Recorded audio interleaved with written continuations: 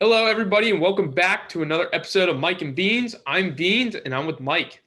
What's up? What's up? So a lot has happened since we last posted an episode. The NBA draft and free agency happened, and there were a lot of signings and trades for a lot of good players in the league. The trade deadline in the MLB happened, and let's just say that now it is a sad day to be a Nats fan. The Olympics had their closing ceremonies yesterday, so we have a little bit about that. And finally, the NFL season is upon us, and we cannot be more excited to just put a bunch of money into fantasy leagues and just lose it because our teams either get hurt or they're trash. They're just trash. You can speak for yourself there. You can speak for yourself. I'm winning our league. Then that's not debatable. No, it is very debatable because you had a terrible – neither of us actually made the playoffs last year. So let's just say we're both booty. But I'll give it to you. You've won it twice, the league. You won the league twice, and I haven't won it yet. So I'm still looking. And I'm going to win it 3 times and become a champ after the season. So I'm excited. I saw what you were doing. You were being pretty clever. You're going to be like, oh, Michael, I'm going to make you edit this video so you don't prepare for the fantasy draft because that's what you were thinking. Luckily, that's not going to happen. I will be prepared for our draft and I will be ready to dominate it as I do every year. Okay, well, all right. Well, I'll just say this. I really don't do mock drafts or I don't look at like player stats, whatever. I kind of just show up and be like, well, Saquon Barkley's a pretty damn good player, so I want to pick him, and he's available. That's how I do my draft. Yeah, and that is why you're dog shit at fantasy football. Is that true? I'm not – okay. You haven't won the league yet. You've maybe made the playoffs and won one game in the playoffs. So, what? This isn't necessary, but okay. We'll see how this plays out this year. But anyway, we're going to start with the NBA. So, the Bulls – possibly made the most impactful moves, in my opinion, to improve their team. They signed Lonzo Ball from the Pelicans in a sign and trade, and they signed DeMar DeRozan from the Spurs. So both of them come to a Bulls team that already has 2 All-Stars in Zach LaVine and Nikola Vucevic. Now, I'll say this. The NBA is investigating this trade because it's possible that both teams tampered before free agency open, but I don't think anything's going to happen there. But anyway, Mike, I'll ask you, are the Bulls definite playoff team now because they play in the East, and the East is a lot worse than the West when it comes to depth-wise. So are the Bulls a playoff team now? First of all, I'm going to say that I think it's the funniest thing ever that the NBA is investigating this deal because the best thing about the NBA, the most intriguing thing about the NBA is the offseason storyline. So now that being investigated, I just think it's hilarious. But it's the Bulls. The answer is no. They just do stupid things. Stupid things happen to the Bulls. Do I think they make the playoffs? Probably. Are they a sure thing? Absolutely not. It's the Bulls. They're a dumb franchise. Things are going to happen. DeRozan hasn't been great in the last couple of years. 2 guys in DeMar DeRozan and Zach LaVine. You have Zach LaVine. They're both scorers. They're pure scorers, really. They don't do anything else. LaVine looked all right as a playmaker at the USA Basketball over the summer, but they're 2 pure scorers. Vucevic, same thing, pure scorer. None of those guys play any defense. And where I like their draft in Io to Mutrick taking Io. I think they make the playoffs, but saying they're a definite playoff team is way too much of a stretch. It's the Bulls. They're still stupid. Are you going to stick with your saying that you think the Bulls are a dumb franchise knowing that they won 6 titles in the Jordan era? So you think they're still a dumb franchise, or would you say present they're a dumb franchise? Yes, present they're a dumb franchise because they ran Michael Jordan out of town. That was you remember The Last Dance? The whole thing was about how they ran Michael Jordan out of town. Who runs Michael Jordan out of town? He's the greatest basketball player to ever set foot on this earth, aside from me. And you don't run that guy out of town. That just doesn't happen. How can you see a guy, he's like, oh, I'm getting 30 with my eyes closed, and you run him out of town? As soon as they did that, it's just been a stupid franchise over and over. So modern day Bulls are stupid. Early on Bulls, sure, they're not stupid. Yeah. And watching The Last Dance, when both Phil Jackson and MJ admitted that they would have come back for another year in 99, you just look at Jerry Krause and you're like, I don't like you. They made him the villain, even though he's dead, is one of the most coldest MJ things I could imagine. It is as MJ as it gets. Well, they probably asked, should we make Jerry Krause a villain? Pippen and Jordan were like, you have to. Yep. All right. Well, our next team in the trade deadline or free agency is our Wizards. Our Wizards made some moves.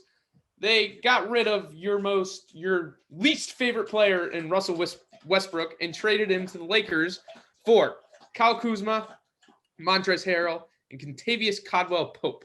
The Wizards made some moves. Do you like the moves? Oh, wait, I forgot to mention. They also signed Spencer Dinwiddie from the Nets in a sign and trade there. So are you happy with the Wizards' moves here? So short term, I'm going to be real, probably not the greatest thing possible because the guys you got, KCP is behind Bradley Beal, Kyle Kuzma is Kyle Kuzma, and whoever else they got is whoever else they got. It's Montrezl Harrell. He's good, actually. He's probably the most impactful player from day one of this trade, in my opinion. And Spencer Dinwiddie, I just think it's hilarious. He signed a deal, and one of the bonuses was he gets $1 if the Wizards win the NBA Finals. So shout out to him. Hope you get that $1, Dinwiddie. But I like him. I don't love him. I think it helps the team, sure, because Russell Westbrook stunk, and he was the reason they won 6 of their first 1,000 games approximately. He wasn't good, and it's good to get rid of someone who was cancerous to the team like Russell Westbrook was. But I don't think they did enough outside of that to really improve the team because the team wasn't great to begin with. It was Bradley Beal, Russell Westbrook, who stinks, and who else? I like Rui as a potential player. I think Rui's going to be pretty good. I think Rui takes a huge step next year. But Rui, Beal, Dinwiddie is not the trio that you're looking for to be like, oh my God, we're going to win the NBA Finals. We have Rui, we have Beal, we have Dinwiddie. Let's go. So I don't know if they did enough, but I think it should help long-term. Absolutely. Well, yes, I think I would agree with you. I think we have a lot more depth now, obviously. Yeah. And, the East is the East. So like I said, with the Bulls, I think we could definitely make the playoffs. Yeah. It's just, we have the Nets, we have the Bucks, we have the Heat now. So yes, I think the Wizards can make the playoffs, but we might just be the normal Wizards in the playoffs, maybe win the first round, get knocked out in the second round. That was basically what we did in the playoffs in the 2010s. So who knows? But I think we obviously needed depth. We did that. So I don't think it was a terrible free agency for the Wizards. And Russell Westbrook and Bradley Beal, obviously, yes, they may have been like good teammates with each other, but they're both scoring dominant people, and they need the ball. And when Bradley Beal didn't have the ball, you have to rely on Russell Westbrook, and you really couldn't rely on Russell Westbrook to get a bucket, when you needed a bucket. You can rely on Bradley Beal to do that, but you can't really rely on Russell Westbrook to do that. So now Bradley Beal it's his team. So hopefully he takes it and, runs with it, wants to stay in Washington. So good.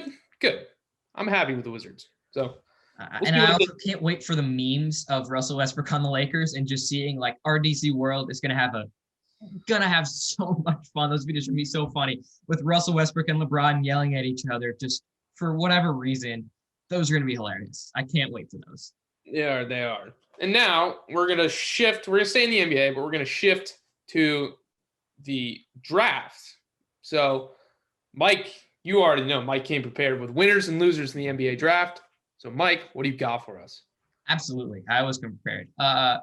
First winner for myself is the Orlando Magic. If we're sticking in the Wizards division, the Orlando Magic had an awesome draft. Jalen Suggs somehow fell to them at number 5 to give them another guard that they really needed to help run their offense. And they got another player who I really like. I love his potential in Franz Wagner.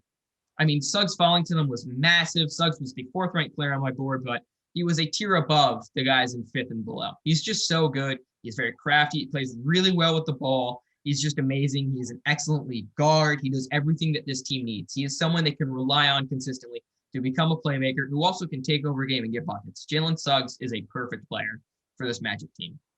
And Franz Wagner is a guy with a ton of potential who can do just about everything on the floor. His jumper isn't great, but he has good mechanics, and it's clearly improving.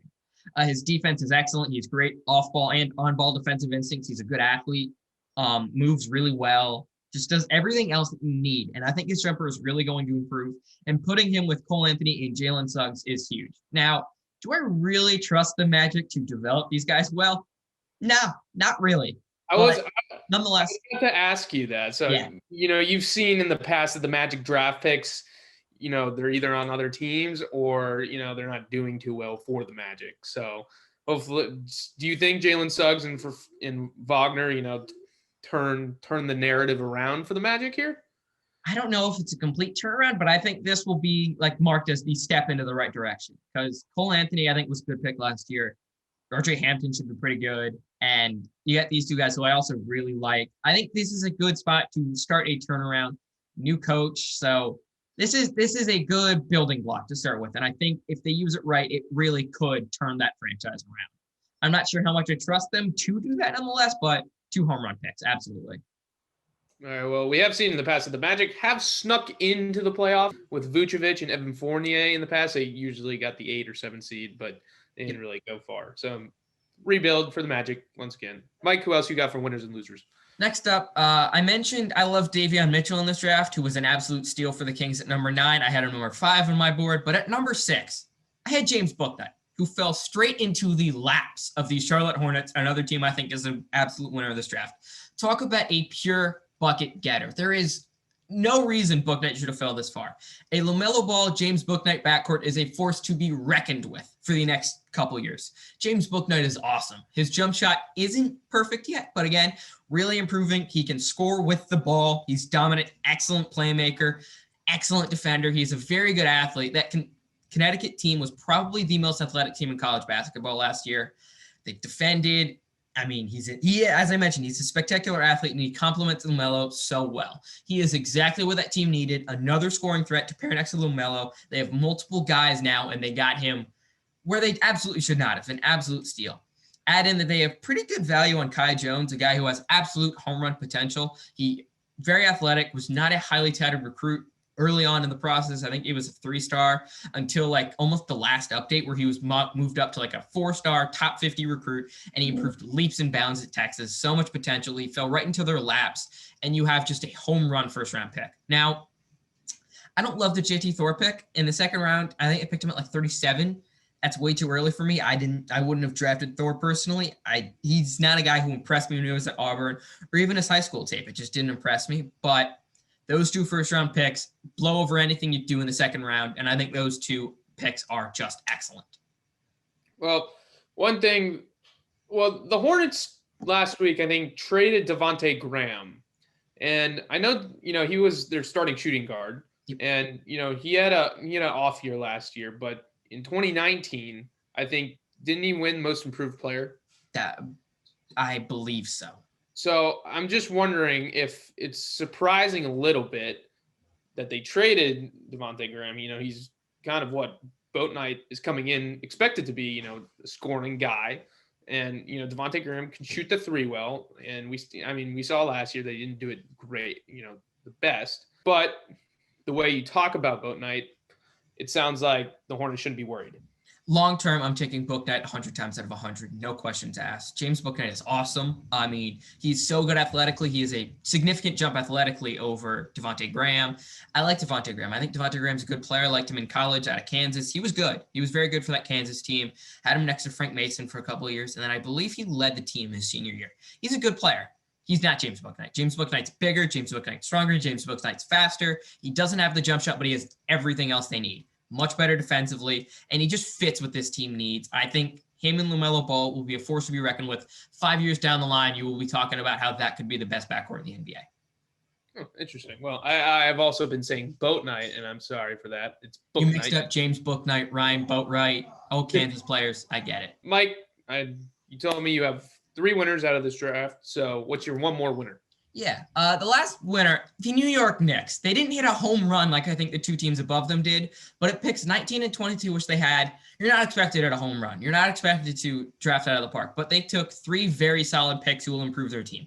Quentin Grimes first. I mean, he was a guy I loved coming out in this draft process. He looked amazing at the NBA Combine. I talked about him then. He proved he belongs. His skill set is perfect for the Knicks. He is a tough, tenacious defender who plays with that chip on his shoulder, like all Kelvin Sampson guys do. And his jumper is just cash, absolutely cash. He is improved so much in his college tenure, and he is going to be great. for the 25th pick. So I think at 25, they made a very good call. Then at 36, last week, we were talking about draft sleepers, and I was down to 2 guys for one spot. It was down to Trey Mann and Miles McBride. And I was like, Miles McBride's going to be drafted earlier, so Trey Mann's more of a sleeper. Yeah. Long story short, the answer was Miles McBride. I should have said McBride. Why are we still here? Just to suffer? McBride is the player who fell to the spot at 36, where I thought Trey Mann would have gone. I thought both were better value picks, but I think McBride is a better player than Trey Mann. McBride is so skilled. He dominated games at West Virginia because he always makes the simple and right play. He's good on the ball and off the ball since he is an excellent shooter. He shot 41% from 3 last year and hit some absolutely massive shots for this West Virginia team. He's great off the bounce. He makes good decisions off and on the ball, and he just shoots it so well. I had him at 21 on my big board. Him falling to 36 absolutely stunned me and is a pick I loved. And then the very end of the draft at pick 58, they got the best athlete in the draft. I mean, straight up, you haven't seen a guy at 6'10" jump like Jericho Sims can. You haven't seen a guy at 6'10" who moves like Jericho Sims can. His max vert of 44.5 inches is unheard of for a guy at 6'10". He had a dunk in Summer League the other day where he dunked on another dude, and when he was dunking it, he was looking down at the rim. That just doesn't happen, and it's so casual for Jericho Sims that nobody was talking about it. It's just what you expect out of him. Again, to reiterate how insane his vertical is, he jumped 9 inches higher than Blake Griffin did. He is an inch taller than Blake Griffin. Blake Griffin was an awesome athlete when he entered the league. Sims is a much better athlete, and they got him at pick 58. I had him at 37 on my big board because he needs to develop skills more. But at 58, the worst thing that can happen is he performs to pick 58. That is an insane value pick. So with those 3 picks, the Knicks get better at every single position. They improved significantly in this draft for me. All right, well, I guess, so you're telling me that Michael Rappaport isn't going to be yelling at the TV, saying that phrase. You know the phrase. He's an angry man. He will still yell at the TV. Like, they lose one game by 7 against a team they should lose to by like 12, and he'll be yelling at the TV for no reason. He's a crazy old man. I don't put Michael Rappaport on any level, but in general, you should be happy with this next draft. You should be very happy. All right, well, you also have one loser, so give it to us. Believe me, I got more than one loser. But we go on to losers. And the first team I got here is the Memphis Grizzlies. At number 10 overall, they traded up for Zaire Williams. Williams was a guy I had at number 40 on my big board. I knew he would be overdrafted, but taking him over James Bouknight is a crime against humanity. Same thing with him over Moses Moody, Corey Kispert, Chris Duarte, etc. That will be a decision that I believe will be regretted for a very long time. Now, why was I so much lower on Zaire Williams? He really didn't impress me at Stanford. You were drafting the guy based on who you saw in high school, and things change over the course of a year. Now, there are some huge red flags at Stanford just because, you have Zaire Williams that performed to expectations. You have them sitting Dejoun Davis, and I can't think of the other guy's name. I'll throw it in right now. And then Tyrell Terry sent out a tweet where he said going to Stanford was a big regret in his career, even though he said it was the best thing that ever happened to him almost a year ago. So, it's just, there's a lot of worry there, but I can't get into that. It's just speculation. His production, though, is something I have to hit on. He essentially played the role an NBA team will want him to play next year. He was a lead guard in pick and rolls, and he just didn't impress. He's a good athlete. He can defend, yes. But in the half court offensively, he's not there. He averaged 10.7 points per game on 10.2 shots per game. Not great. And then when you look at it, he shot 37% from the field and 29% from 3. For a guy who's supposed to be a decent shooter, and for a guy who people see coming in maybe as a 3-and-D guy, those are terrible numbers. I was really high on that Stanford team coming into this college season. Beginning of the year, they played to a decent level. I believe they beat Alabama, who ended up being a really good team. But, that was it. That was really the highlight of their season was in November. On defense, sure, he's good. Good instincts, good athlete, but he gets a little bored at times. And at that Stanford team, it's just, for a team that was so good defensively, he wasn't their strongest link. And a lot of people see him as that 3-and-D wing, as I mentioned, but he was a terrible shooter at college, and his defense is okay, but yeah, not the best on his team. And a guy who struggled to create his own shot, so much so that by the midpoint of that season, Oscar da Silva was the number 1 option, is not a guy who I would be picking at number 10. Just too many red flags. And then their second pick at pick 30, they took Santi Aldama. Santi was a guy who wasn't invited to either combine, and that was absolutely shameful. He deserved to be in the NBA combine, not even being passed over in the G League combine. He was a guy who I thought would have gone undrafted, and I really liked as an undrafted prospect. But in the first round, it was just too early. You can't take him over Miles McBride, Jared Butler, Ayo Dosunmu, Joe Wieskamp, Sharif Cooper, and Jeremiah Robinson-Earl, and expect to be really pleased with the results. Now, Aldama can play is the thing. He really can play. I'm much more hesitant on the Zaire Williams pick than I am with this one. He was the U18 MVP for the European Championship in 2019 for Spain. I mean, he's a very good player, and that transferred over to when he played at Loyola. He was very dominant. He averaged 21 and 10 on 51% shooting and 36% from three at 6'11".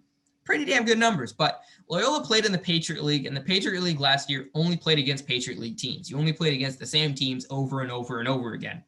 So I think there's something to see there that he didn't play against tougher competition, and he started to figure out, he could have known what was going to work against these teams because I'm playing, I don't know, Bucknell 4 times in a row. So he's a guy that I think can be good, and this pick could really pay off, but I do think they reached a little bit here. Well, it sounds like, well, it obviously sounds like the Grizzlies, could have obviously done better, but you have to think by missing out with Book Night, Ja Morant would have, had, an elite playmaker next to him, making the Grizzlies better, obviously. Yep. So it sounds like it's an obvious miss out for the Grizzlies, and Ja Morant can't be too happy. Now, Ja Morant's probably not going to show that, but Ja Morant can't do it all himself. Yeah. Grizzlies, and Ja Morant's now a superstar. So Grizzlies have to build around him, and they kind of miss an opportunity here. I mean, they're a playoff team, and I think they really needed to get better to prove up to that. Okay, we can be the 4 seed, win a game, win a series, maybe steal a couple games off the 1 seed, and grow and grow and grow. And this was a perfect opportunity to do that. And James Bouknight would have been the perfect piece. And they took Zaire Williams, a guy who can work out. He has a ton of potential. He was a 5-star recruit in high school, but I don't buy it. I really don't buy it. All right. Well, there are your winners and losers. Oh, Bennett. I got a couple more losers, so I'm going to get into those right now. San Antonio Spurs are next. This is all about the first-round pick. I mentioned how I loved Wieskamp at 41. Great value. He's an excellent shooter. He will fit day 1. But at number 12, their first-round pick, they reached on Josh Primo. They absolutely reached. Primo has a ton of potential, and, I like his potential a lot. I think he, however, could have went back to college and gotten a lot better. He hasn't done enough to prove he's a top 20 guy in this class yet. He was a guy I wanted to see, play another year at college, get better, get improved. He's in that NATO system. He could have led that team this year, a team that would have been really good. And he just didn't come back. The reason they drafted him is because he's young. He was the youngest guy in the draft, and I hate that methodology of drafting. I'll take the skilled guy right now when in reality the guy I'm going to draft is probably gone in 5 years. So why would I draft a guy based solely on potential when his potential will be better in that second contract, which I probably don't have him for? So do I think Primo's going to be a good player? Yes. I don't know if he's top 12 worthy, but I think he's going to be a good player. But will he be better for the Spurs, or will he be better for the team he signs that second contract with? And maybe it is the Spurs. Maybe they benefit in 5 years from how good Josh Primo is, but maybe he just doesn't develop correctly and his best days are somewhere else, or his best days just he doesn't hit that level since he's so young. So I don't think they should have taken Primo at 12 over Corey Kispert, Moses Moody, and Chris Duarte. I just think it was a bad pick. All right. One more? The Brooklyn Nets. Good. At the draft, most teams are expected to really improve, or at least worst case, you just don't get any better, don't get any worse, you run it back next year. With the Nets, I think the first-round pick could have made them worse. Cam Thomas is a very good player. He's an awesome scorer. He just gets buckets. He is excellent with the ball in his hand. However, that fit is terrible. The Nets needed a guy who can be effective on low volume, less touches, since they have 3 high-volume stars in James Harden, Kyrie Irving, Kevin Durant. Cam Thomas is a volume guy. He needs the ball to be effective. He averaged 20 points in college because he took like 18 shots a game or something like that. He doesn't fit on this team. There is one ball. Let's not forget that. That was a worry with James Harden, Kyrie Irving, and Kevin Durant, how they would work with one ball. You drafted another high-usage guy. And, he's basically Lou Williams. Are you going to put a guy like Lou Williams in a high-volume situation when you have 3 stars around him? No. Would you rather have Cam Thomas leading in the ISO with that ball screen, or that being Kevin Durant, Kyrie Irving, or James Harden? It's the 3 stars, and it's not close. Bruce Brown was so effective for this team because he was good without the ball. He made it work on a very small amount of touches, and he defended well. Cam Thomas is not a great defender, and he's just not that guy. You're not that guy, pal. Trust me. You're not that guy.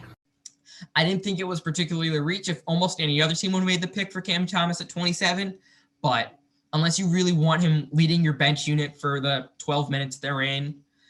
I just see this not working at all, and I see Cam Thomas being traded before 2 seasons pass. I like the Kessler Edwards pick, but drafting a guy who has never seen a shot he doesn't like is a bad call. And the last loser is me. My mock draft was awful. Straight up, it was dog shit.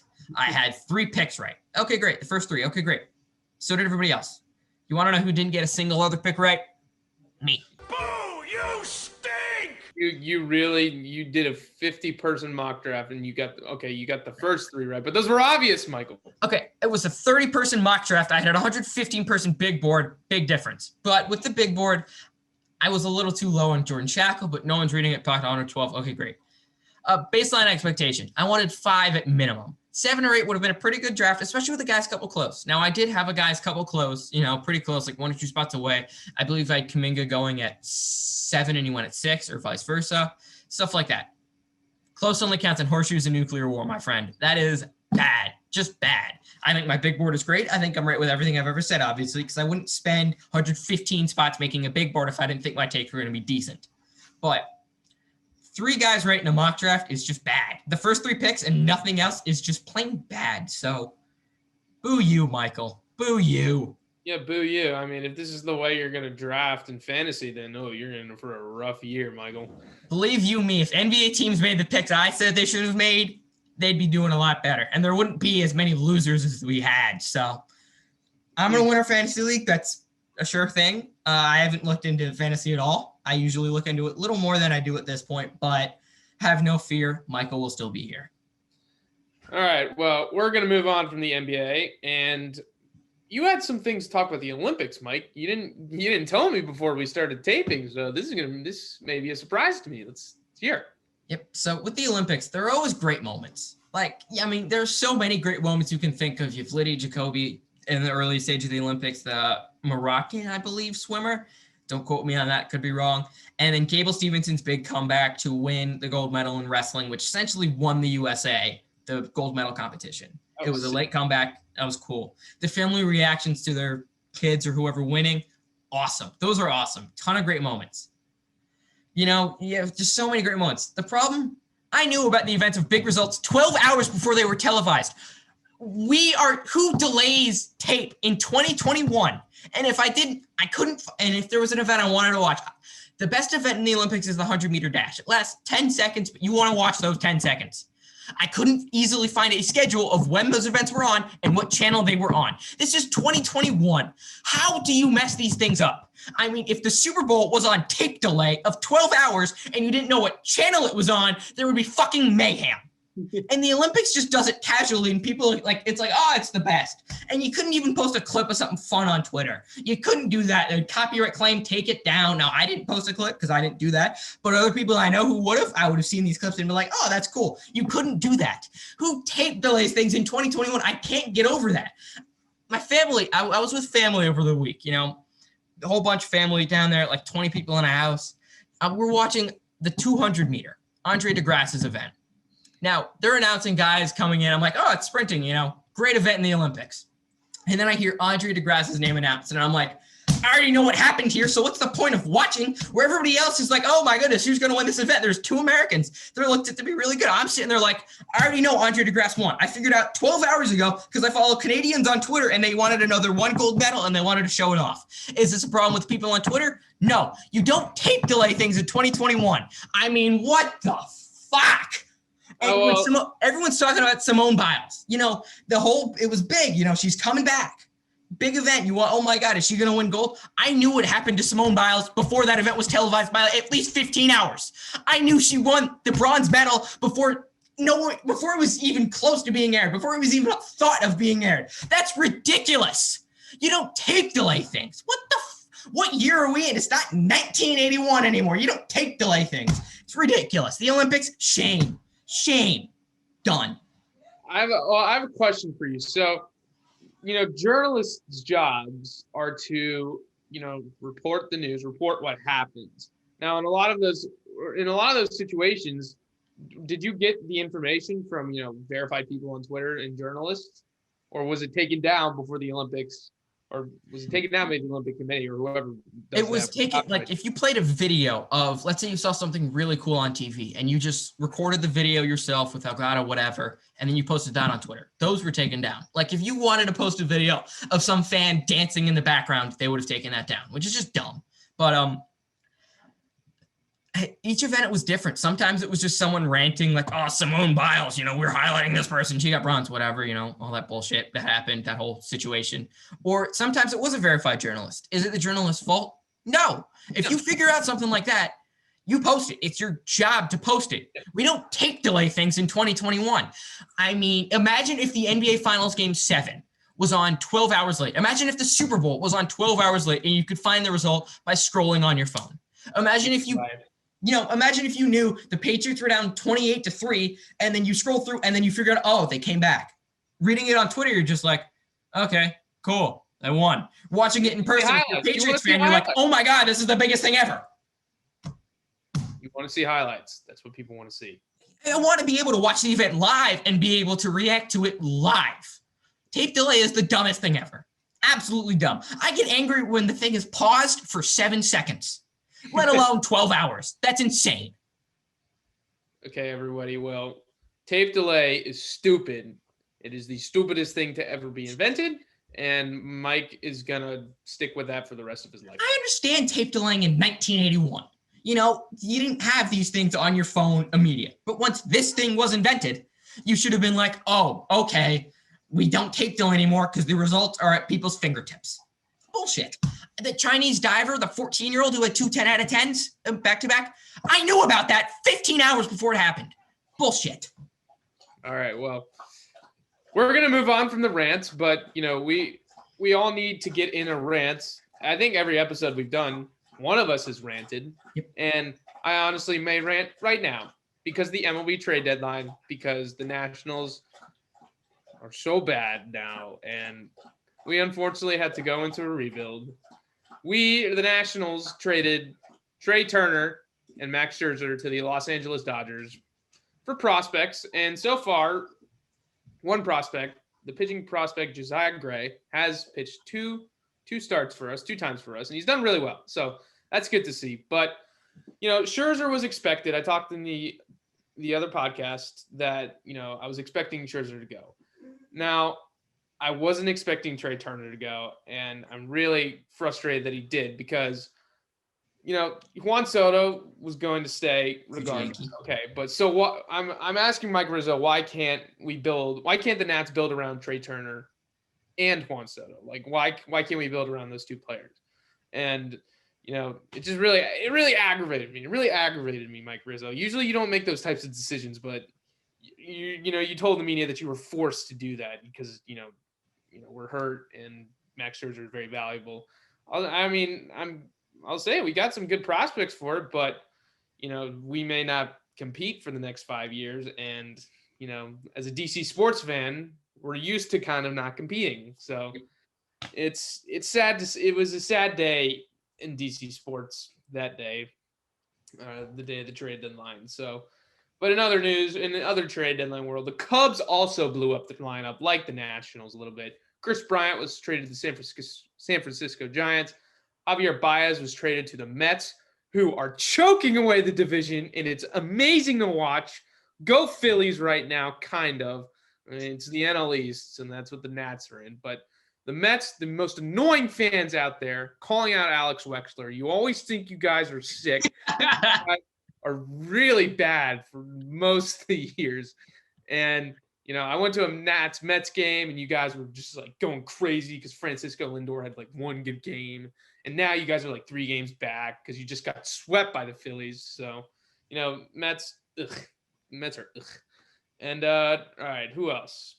Chicago White Sox made some moves. They got well, you're missing a guy on the Cubs who was traded to a team. You're missing out on one. I know. I was going to get – okay, all right. All right, now I'll get there now. But Anthony Rizzo from the Cubs was traded to the New York Yankees, and the Yankees also got Joey Gallo, which kind of called it in the last podcast. Yep, you did.